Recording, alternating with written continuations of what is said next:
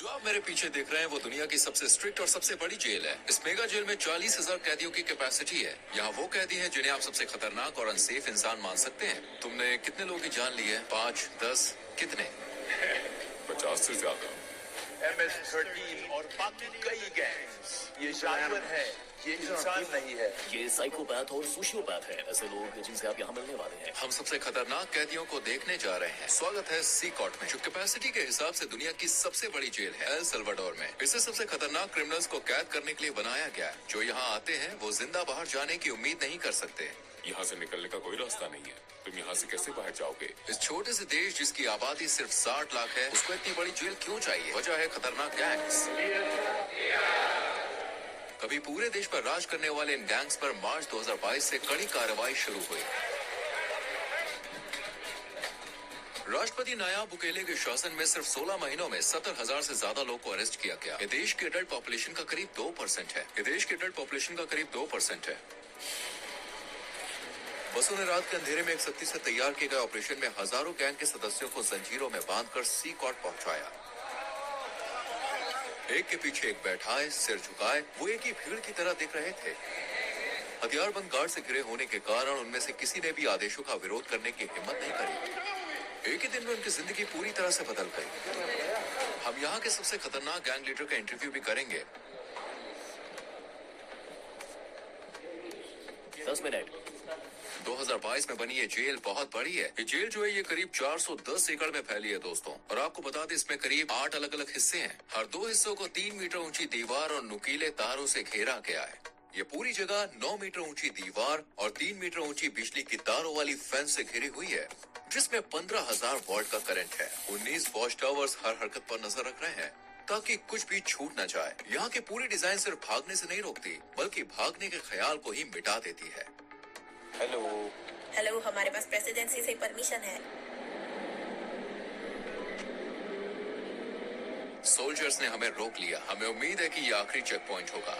सी court के आसपास के 2 किलोमीटर के दायरे में जैमर ने सारे सिग्नल्स ब्लॉक कर दिए हैं, जिससे कम्युनिकेशन बंद हो गया है। जेल की सुरक्षा के लिए 600 से ज्यादा सैनिक सिर्फ बाहरी सुरक्षा पर तैनात हैं। जेल में दाखिल होने से पहले हमें अपनी सारी चीजें यहीं छोड़नी होंगी। हम सिर्फ कैमरा और माइक्रोफोन साथ ले जाएंगे बस।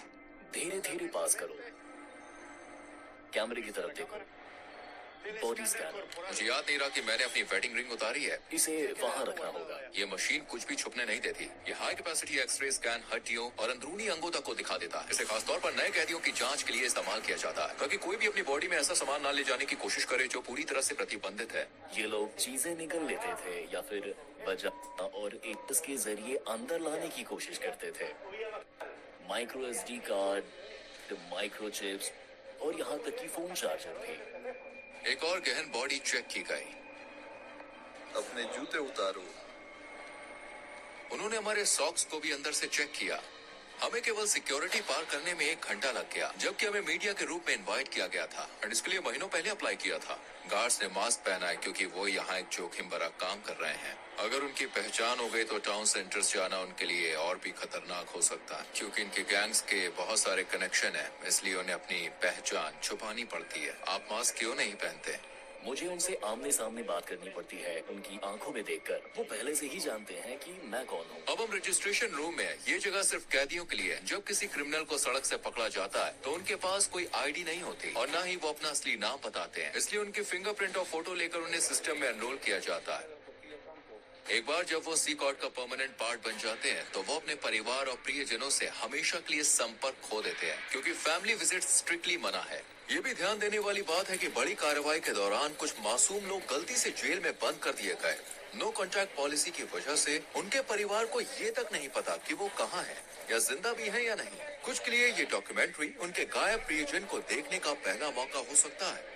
कैदियों के मॉड्यूल्स में जाने से पहले हम जेल के आर्मरी सेक्शन में गए। ये हिस्सा किसी भी संभावित दंगे के मामले में जरूरी है, क्योंकि यहाँ के क्रिमिनल्स दुनिया के सबसे खतरनाक क्रिमिनल्स माने जाते हैं। हम जो हथियार यहाँ इस्तेमाल करते हैं और वो T65 राइफल है, जो कि M16 राइफल जैसी ही होती है। हमारे पास 12 गेज शॉटगन भी है। 6 सॉयर राइफल हमें तंग जगहों में भी आसानी से काम करने देती है।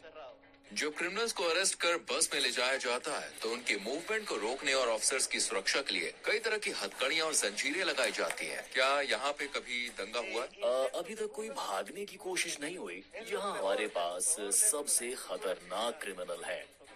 दंगा रोकने वाले गियर में सिर की सुरक्षा, फेस शील्ड, गर्दन की सुरक्षा, एंटी ट्रॉमा वेस्ट, पैरों की सुरक्षा, शिन गार्ड्स और एक शील्ड शामिल है। आमतौर पर जेलों में कैदी हाथ से बने हथियार जैसे चाकू या नुकीले औजार तैयार कर लेते हैं। उनकी पूरी सुरक्षा की जाती है। आप देख सकते हैं उनके पैरों की भी सुरक्षा होती है। क्योंकि जेल बहुत बड़ी है, हमें बस से जाना होगा। अब हम मॉड्यूल एरिया में एंटर कर रहे हैं। देश को सुरक्षित रखने के लिए सी कॉर्ट में 1000 स्टाफ मेंबर्स काम करते हैं। ये लगभग इम्पॉसिबल है, लेकिन बस सोचिए अगर कोई कैदी इस किले नुमा जेल से बाहर निकल भी जाए तो जो छोटे छोटे पत्थर आप देख रहे हैं उन्हें जानबूझकर यहाँ रखा गया है। इन पत्थरों पर चलते ही आवाज होती है जैसे अलार्म बज गया हो। ऐसे में चुपचाप भागना नामुमकिन है। क्या उन्होंने भागने की कोशिश की? नहीं। क्या वो कोशिश कर सकते हैं? मुश्किल है, क्योंकि उन्हें कई सिक्योरिटी रिंग्स पार करने होंगे। सी कॉर्ट को एक अलग अलग जगह पर अपनी पूरी इंफ्रास्ट्रक्चर के साथ बनाया गया है, जिसमें इलेक्ट्रिकल और सीवेज सिस्टम भी शामिल है ताकि बाहरी रोक टोक ना हो सके। अगर बिजली कट जाए या पानी की सप्लाई रुक जाए तो सिस्टम्स और पावर प्लांट एक हफ्ते तक काम कर सकते हैं। मुझे बहुत एक्साइटमेंट हो रही है।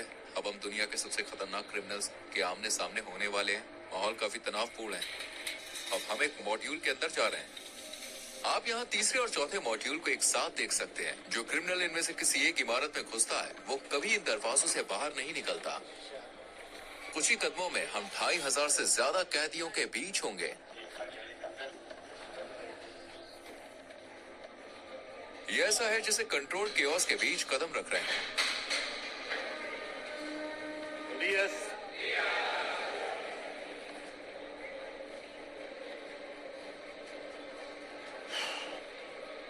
उनकी सारी नजरें मुझ पर हैं। वो मेरे हर कदम को देख रहे हैं। मैं उनकी आंखों से नजरें मिला रहा हूं। यहाँ इतने सारे लोग हैं, मेरे पास शब्द नहीं है। मुझे बहुत बेचैनी महसूस हो रही है। सभी कैदियों ने सफेद शर्ट, शॉर्ट्स और चप्पल पहनी होती है। उनके पास और कोई सामान नहीं होता।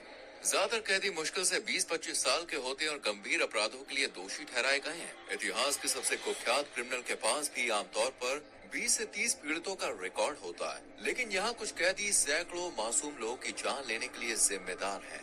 क्या मैं कैदियों से कुछ पूछ सकता हूँ? नहीं, बिल्कुल नहीं। अगर आपकी कोई सवाल है तो मैं उनका जवाब दूंगा। अगर वो मुझसे बात करने की कोशिश करें तो आप क्या करेंगे? मैं उन्हें ऐसा करने नहीं दूंगा। वो जानते हैं कि अगर उन्होंने इंस्ट्रक्शंस को फॉलो नहीं किया तो उन्हें सजा मिल सकती है। मुझे जानने की उत्सुकता है कि इन ग्रुप लीडर्स में से किससे मेरा इंटरव्यू होगा।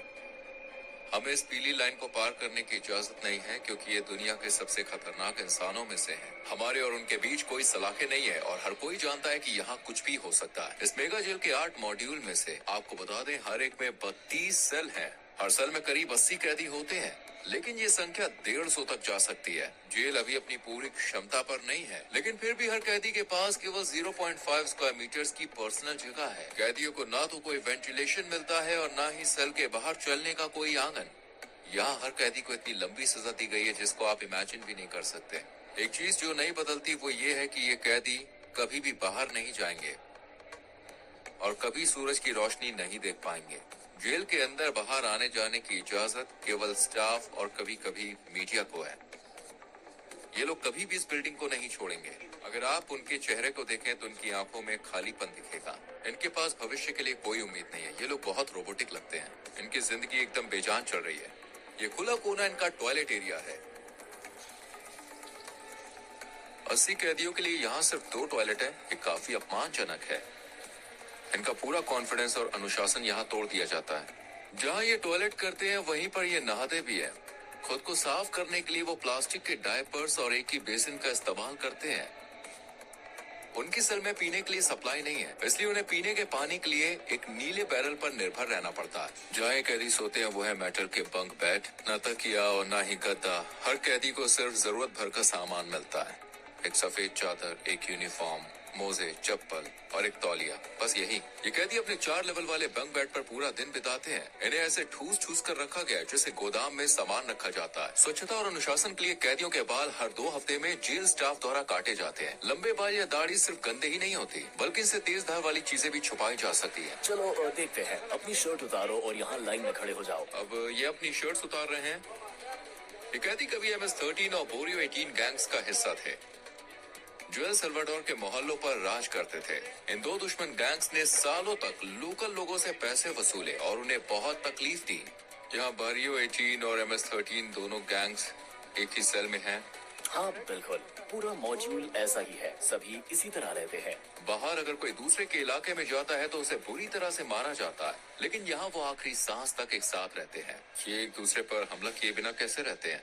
इन्हें साथ रहना सीखना पड़ता है। यहाँ ये जेल में है, सड़क पर नहीं। ज्यादातर कैदियों के शरीर पर यहाँ तक कि चेहरे पर भी टैटू है जो उनकी गैंग की वफादारी को दिखाते हैं। MS-13 के लिए टैटू में आमतौर पर शुरुआती अक्षर या नंबर 13 होता है।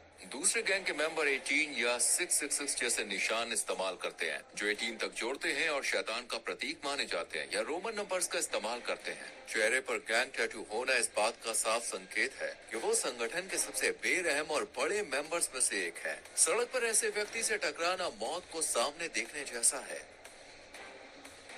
मकड़ी के जाल का टैटू रिप्रेजेंट करता है कि व्यक्ति न्याय व्यवस्था के जाल में फंसा है और लंबी जेल की सजा काट रहा है। शैतान के सींग वाला टैटू अंधेरे का प्रतीक है जो इन लोगों के शैतान की पूजा करने को दर्शाता है। कुछ तो यहाँ तक दावा करते हैं कि उन्होंने अपने काम शैतान के आदेश पर किए हैं। आंसू की बूंद वाला ये टैटू दर्शाता है कि उस व्यक्ति ने किसी की जान ली है।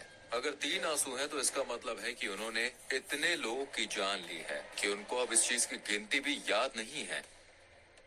अभी हंसो बाद में रो वाक्य वाले जो मास्क है या फिर जो जोकर के टैटू हैं, वो ये संदेश देते हैं कि मुश्किलों में भी मजबूत रहो और परिणामों का सामना बाद में करो। क्या ये सभी लोग वाकई में इतने ज्यादा बुरे हैं? ये किसी और ही लेवल पर है। सबसे खतरनाक क्रिमिनल जो अपनी मानसिकता कभी नहीं बदलेंगे। अगर आप ऊपर की ओर देखें तो वहाँ एक कैटवॉक एरिया है। गार्ड्स लगातार इस ऊंची जगह से कैदियों पर नजर रखते हैं। अगर कुछ भी संदिग्ध होता है तो वो तुरंत कार्रवाई करते हैं। इसके अलावा कैमरों का एक बहुत बड़ा नेटवर्क हर कोने पर 24/7 नजर रखता है ताकि कुछ भी छूट न जाए। मॉड्यूल्स को दिन रात रोशनी से भर कर रखा जाता है। जब सूरज ढल जाता है तब भी लाइट्स हर वक्त जलती रहती है। कैदियों पर लगातार नजर रखी जाती है। मुझे लगता है ये यहाँ होने वाली सबसे मुश्किल चीजों में से एक है। जब वो सोने की कोशिश करते हैं तो अपनी आंखों को रोशनी से बचाने के लिए तौलिए से ढक लेते हैं। यहाँ पर एक पादरी बाइबल से कैदियों को देके कुछ महत्वपूर्ण पाठ पढ़ा रहे हैं। वहीं दूसरी तरफ कुछ कैदी फिजिकल एक्सरसाइज कर रहे हैं। एक ट्रेनर भी मौजूद है। ये इकलौता समय है जब ये कैदी अपनी सेल से बाहर आते हैं। ये गतिविधियाँ हथियारबंद गार्ड्स की नजर में हफ्ते में कुल 1 घंटे के लिए होती है। इस तरह की एक्टिविटी प्रति सप्ताह टोटल 1 घंटे के लिए होती है। बाकी पूरा समय अपनी सेल में बंद रहते हैं। ये एक रोटेटिंग शेड्यूल है। जगह की कमी के कारण सभी कैदी एक ही दिन बाहर नहीं आ सकते। यदि कैदी सेल के बाहर होते हैं तो ऐसे में क्या कभी कोई बड़ा हंगामा हुआ है? अब तक कुछ नहीं हुआ। जब भी हमारा कैमरा किसी सेल पर फोकस करता है तो अक्सर हम किसी कैदी को चुपचाप कुछ शब्द बोलते हुए देखते हैं। जेल की सलाखों के पीछे भी गैंग के मेंबर बाहर ऑर्डर्स भेजने की कोशिश करते हैं। एक कैदी ऐसा ही कर रहा था। उसका मैसेज ब्लॉक करने के लिए सेंसर कर दिया। ये गैंग सभी भी काफी ताकत रखते हैं। अफवाह है कि ये मासूम लोगों को निशाना बनाकर बदला लेने का प्लान बना रहे हैं। इसके जवाब में अधिकारियों ने चेतावनी दी है कि वे कैदियों पर और सख्त कदम उठाएंगे। अगर उन्होंने ऐसा किया तो उन्हें जेल में खाना नहीं मिलेगा। मैं कसम खाता हूँ वो एक दाना चावल भी नहीं खाएंगे। फिर देखते हैं वो कितने दिन टिकते हैं। यहाँ कैदियों को दिन में 3 बार सुबह, दोपहर और रात का खाना मिलता है। नाश्ते में आम तौर पर चावल और बीन्स होते हैं और रात के खाने में भी यही होता है। दोपहर के खाने में सफेद चावल और पास्ता मिलता है। यहाँ कोई न्यूट्रिशन वाला खाना जैसे चिकन या मीट नहीं दिया जाता। ये है आज का लंच। चावल, पास्ता और 2 टॉर्टिला। क्या मेन्यू रोज बदलता है? नहीं। क्या हर दिन यही खाना होता है? हाँ, हमेशा यही। फ्रेशमेंट। ये एक मीठा पेय है। वैसे खुद चखने वाला हूँ। कैदियों को अपने हाथों से खाना खाना पड़ता है और खाने के बाद अपनी प्लेटें साफ करनी होती है। प्रोटीन की कमी वाली इस डाइट के कारण इनमें से कई को न्यूट्रिशन की कमी की समस्या हो सकती है। हम कैदियों के साथ इंटरव्यू शुरू करने से पहले आपको एक ऐसी जगह दिखाना चाहते हैं जो अब तक देखी गई जगहों से भी ज्यादा खौफनाक है। ये है आइसोलेशन सेल एरिया। जब कैदी कानून के मुताबिक कोई नियम तोड़ते हैं तो उन्हें इन आइसोलेशन सेल्स में भेजा जा सकता है। कानून मुझे इन्हें 15 दिनों तक यहाँ रखने की इजाजत देता है। इन सेल्स के दरवाजे पूरी तरह से बंद होते हैं। इस ग्रिड से मैं इन्हें देख सकता हूँ और पहचान सकता हूँ कि अंदर कौन है। यहीं पर हम इन्हें खाना देते हैं और दरवाजा खोलने से पहले हथकड़ी लगाने के लिए इस पेस्ट का इस्तेमाल करते हैं। स्वागत है आइसोलेशन सेल में। अगर कोई कैदी मिसबिहेव करता है तो उसे यहीं भेजा जाता है। वो ये नहीं जानता कि कितना समय हो चुका है या उसे और कितनी देर तक यहाँ रहना होगा। दिनों या हफ्तों तक वो इस कंक्रीट के बिस्तर पर सोता है, बिना बाहर निकले। वो बाहरी दुनिया से पूरी तरह कटे होते हैं, अकेले केवल अपने ख्यालों के साथ। देखिए, यहाँ पर पीने के लिए एक बेसिन है। यहीं से वो पानी लेते हैं और यहीं वे टॉयलेट करते हैं। पीने के पानी का बेसिन और टॉयलेट पास पास है। टॉयलेट हाल ही में इस्तेमाल किया गया है और गंदा दिखता है, जिससे लगता है कि सेल का हाल ही में इस्तेमाल हुआ है। उनके पास रोशनी के लिए इकलौता ये छोटा सा छेद है, जिससे मुश्किल से सूरज की रोशनी अंदर आती है। यही छेद ताजी हवा का भी इकलौता साधन है। आपके हिसाब से आइसोलेशन रूम की सबसे मुश्किल बात क्या है? अंदर आप अपने हाथ भी नहीं देख सकते। जब कोई कैदी आइसोलेशन में होता है तो जरूरी है उसके पास पढ़ने को हो जो उसका दिमाग शांत रख सके, लेकिन यहाँ कुछ भी नहीं मिलता। चाहे कोई क्रिमिनल कितना भी कठोर क्यों ना हो, अकेलापन उन्हें तोड़ देता है। ये हमारे यहाँ के क्रिमिनल्स के लिए जरूरी है जो कभी खुद को भगवान मानते थे। ये लोगों का जीना मरना तय करते थे। वे माफी मांग सकते हैं और शायद भगवान उन्हें माफ कर दे, लेकिन यहाँ न्याय होना चाहिए क्योंकि इतने सारे पीड़ितों के लिए वो यही डिजर्व करते हैं। अब हम साइको नाम से मशहूर कैदी का इंटरव्यू लेने जा रहे हैं। उसका 34 साल का क्रिमिनल रिकॉर्ड है और पिछले 25 साल से वो एक संगठन में बड़ी पोस्ट पर रहा है। 10 मिनट। इस कैदी के चारों ओर सुरक्षा सुनिश्चित करने के लिए 12 गार्ड्स भी काफी नहीं है। मास्क उतारो। तुम्हारा नाम क्या है? मेरा नाम मार्विन आर्नेस्टो है। तुम्हारी उम्र कितनी है? मैं 41 साल का हूँ। तुम 41 के नहीं लगते, तुम ज्यादा 35 के लगते हो। ये अच्छी बात है कि तुमने कहा, क्योंकि मुझे तो बूढ़ा महसूस होता है। क्या मैं तुम्हारे टैटू देख सकता हूँ? MS-13 तुमने इस क्राइम ऑर्गेनाइजेशन को कब ज्वाइन किया? 2004 में, लेकिन मैंने क्रिमिनल रिकॉर्ड 11 साल की उम्र से शुरू कर दी थी। तुमने पहली बार इस रास्ते पर कैसे कदम रखा? जब किसी के पास सिर्फ माँ होती है और माँ काम पर जाती है तो आप सड़क पर सहारा ढूंढते हो। आप किसी को ढूंढते हो जो आपकी मदद कर सके। मैंने सोचा, और मेरी माँ गरीब है, मुझे जूते चाहिए, मुझे कपड़े चाहिए, और मैंने चोरी करना शुरू कर दिया। फिर मुझे एक पिता की तरह कोई चाहिए था, क्योंकि मैं अपने पिता के साथ बड़ा नहीं हुआ, और मैंने गैंग ग्रुप ढूंढ लिया। मैंने हत्या की और एल सल्वाडोर आ गया अपनी जिंदगी बदलने की कोशिश करते हुए। लेकिन यहाँ और गैंग्स थी और मैंने वही करना शुरू कर दिया और मैं फिर पकड़ा गया। मैं हमेशा ऐसा इंसान रहा हूँ जो अपने मन में ठान ली गई चीजों को पूरा करना चाहता था, और मैंने वो सब कुछ किया जो मुझे करना था। लेकिन देखो, मैं यहाँ हूँ। शैतान अपने लोगों को ऐसे ही इनाम देता है। क्या सच है कि इस क्राइम ऑर्गेनाइजेशन में शामिल होने के लिए किसी की जान लेनी पड़ती? पहला शिकार शायद तुम्हारे किसी रिश्तेदार का ही होता है। मुझे सच में याद नहीं है कि कितने लोगों की जान ली थी, लेकिन हाँ, क्योंकि तुम्हें अपनी गैंग के लिए इलाका हासिल करना होता है। मैंने अपनी माँ, अपने पिता, अपने बेटे, सब कुछ यहाँ गैंग्स की वजह से खो दिया। मेरा मतलब है, मैं USA में अपने परिवार के साथ एक बेहतर जिंदगी जी सकता था, लेकिन तुम जानते हो, हमने गलत फैसले लिए। यही इसका नतीजा है। इसलिए मैं युवाओं से कहता हूँ, अरे स्कूल जाओ, अपने माँ और पिता की बात सुनो। वो जिंदगी मत जियो जो हम जी रहे हैं। इससे बाहर निकलने का कोई रास्ता नहीं है। तुमने कितने लोगों की जान ली है? 5 या 10? कितने? नहीं, अगर तुम जेल में मेरे बाद के समय की बात करो तो शायद 50 से ज्यादा। कभी कभी ऐसा करना पड़ता है। वक्त के साथ तुम इतने निर्दयी और पत्थर दिल कैसे बन गए? मैं सच में सवाल का जवाब नहीं दे सकता। सिकोट में रहते हुए अपने परिवार को कभी ना देख पाने के बारे में तुम्हें कैसा लगता है? मुझे बहुत बुरा लगता है, क्योंकि मैंने अपने बेटे को आखिरी बार तब देखा था जब वो 5 साल का था, और अब वो 21 साल का है। मैं उसे देखना चाहता हूँ, मैं उसे कहना चाहता हूँ, सुनो, वो गलतियाँ मत करना जो तुम्हारे पिता ने की। एक बेहतर जिंदगी की तलाश करो। जिन लोगों को तुम्हारे कारण नुकसान हुआ, वो भी अपने प्रियजनों को कभी नहीं देख पाएंगे, और तुम भी अपने परिवार को नहीं देख सकोगे। किसी को याद करने की भावनाओं से कैसे निपटते हो? मुझे बुरा लगता है कभी कभी। जैसे मैंने बताया, मैं अपने बिस्तर पर लेटता हूँ और बहुत सी चीजों के बारे में सोचता हूँ। कभी कभी मैं रोता हूँ और कहता हूँ, तुम्हारे जिंदा रहने की प्रेरणा क्या है? एक दिन अपनी जिंदगी बदलना और भगवान को पाना। मैंने भगवान से कहा, मुझे माफ कर दो, मुझे माफ कर दो जो मैंने किया। ठीक है। आखिरकार हमने सूरज की रोशनी देखी और सच कहूं सीकॉट ऐसी जगह है जहां आप कभी भी नहीं जाना चाहेंगे, यहाँ तक कि एक विजिटर के तौर पर भी। लेकिन जिन लोगों ने सल्वाडोर के मासूम लोगों को शिकार बनाया, ये अब उनका हमेशा का घर बन गया है। इन क्रिमिनल्स ने निर्दोष लोगों का जीने का हक छीन लिया और अब वो इसकी कीमत चुका रहे हैं। सल्वाडोर की सरकार का मैसेज साफ है, अब अपराध बर्दाश्त नहीं किया जाएगा और सजा बेहद सख्त होगी। एल सल्वाडोर में सबसे ज्यादा हाई रेट लाइफ कॉस्ट या फाइट्स की वजह से चरम पर एक साल में हर 1 लाख लोगों में से 104 अपनी जान गंवा देते थे। पिछली सरकारों ने इन गैंग्स के साथ दोस्तों समझौते किए, लेकिन इससे हमेशा के लिए शांति कभी नहीं आई। हालांकि मौजूदा सरकार का मेथड कंट्रोवर्शियल है, लेकिन 2023 तक ये नंबर तेजी से गिरकर 1 लाख में 2.4 हो गया, जिससे सल्वाडोर पहली बार दुनिया के सबसे सुरक्षित देशों में शामिल हो गया। अब तक के नतीजे साफ हैं, शहरों में शांति लौट आई और मोहल्लों में सुकून देखा जा सकता है। लेकिन उन लोगों का क्या जो गलत तरीके से जेल में डाले गए? क्या ये सही न्याय है या केवल अपराध को काबू में रखने का तरीका? क्या ये एक परमानेंट समाधान है या फिर सिर्फ एक टेम्परेरी उपाय? फिलहाल देखिए, हम आपको बता दें, जवाब साफ नहीं है और दुनिया इसे ध्यान से देख रही है। इस डॉक्यूमेंट्री को देखने के लिए धन्यवाद। अगली बार फिर मिलेंगे। सब्सक्राइब करना ना भूलें। रूही सेनेट।